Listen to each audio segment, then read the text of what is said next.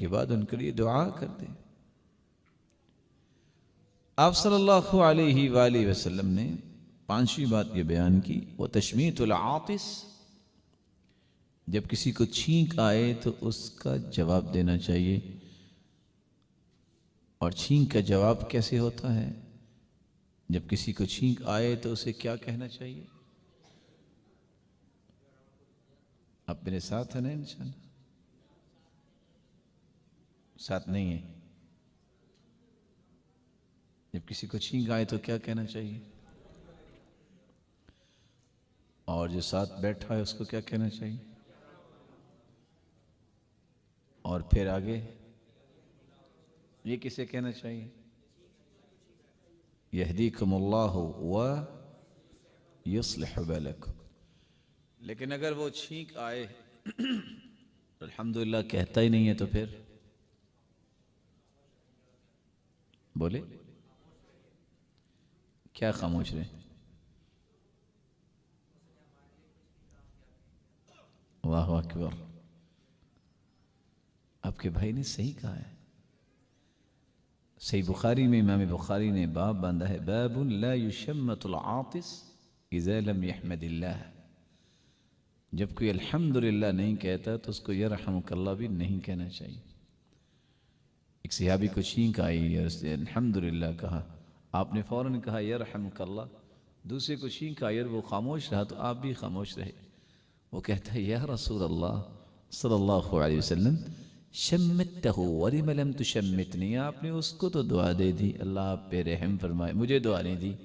کہا آپ نے اللہ کی تعریف نہیں کی تو میں دعا کیا دیتا؟ اس نے تو الحمدللہ کہہ کے اللہ کی تعریف کی تو میں نے دعا کر دی۔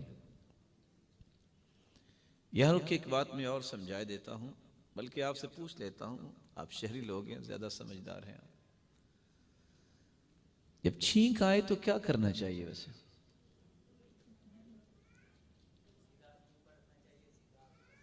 اللہ اکبر، میں نے بولا کیا کہا ہے؟ جب چھینک آئے تو کیا کرنا چاہیے؟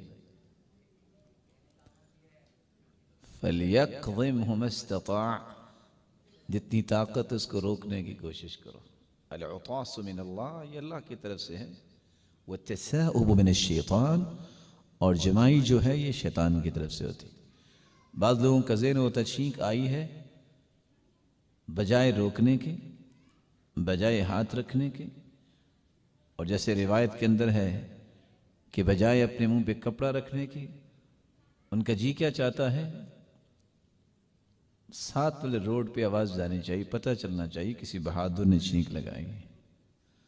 آپ کو اگر اتنی بہادری کی ضرورت ہے تو آپ کسی بہادر کو آواز دو، تو اب ٹھیک ہے وہاں آپ زور آزمائی کر لو، شریعت نے جہاں منع کر دی ہے ویسے کام نہیں کرنے چاہیے۔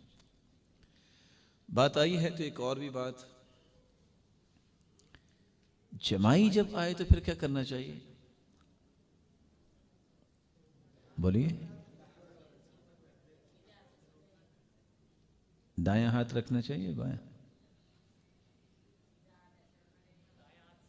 کہتے ہیں سیدھا ہاتھ ایسے رکھنا چاہیے اور الٹا ہاتھ ایسے رکھنا چاہیے۔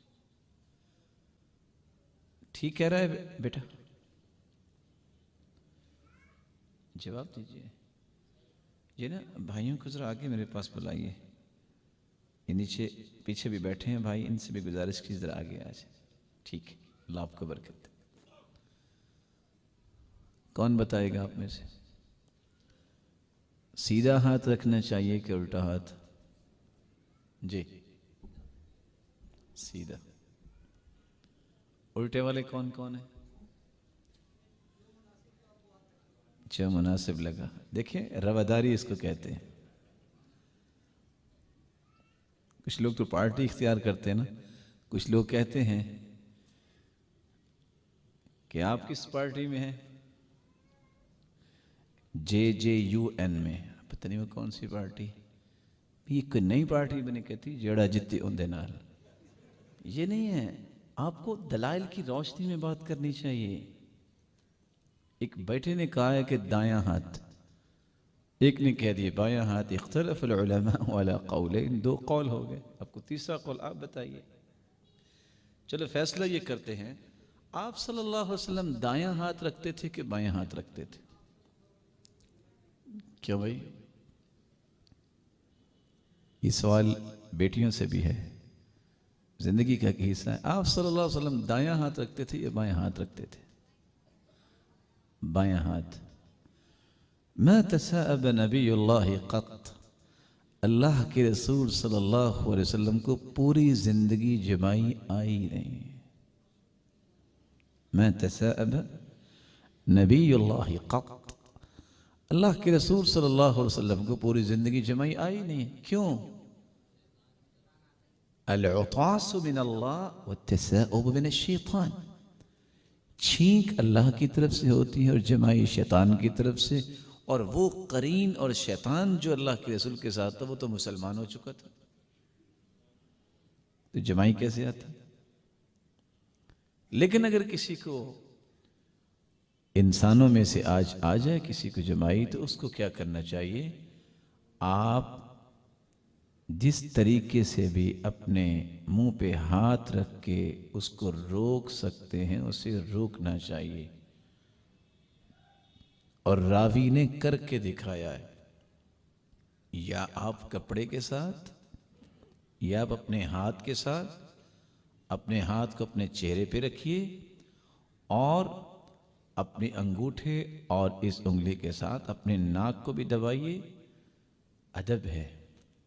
آپ صلی اللہ علیہ وآلہ وسلم نے امت کو تہذیب کے وہ اعلیٰ معیارات دیے جہاں تہذیب و تمدن پرواز ہی نہیں کر سکتی۔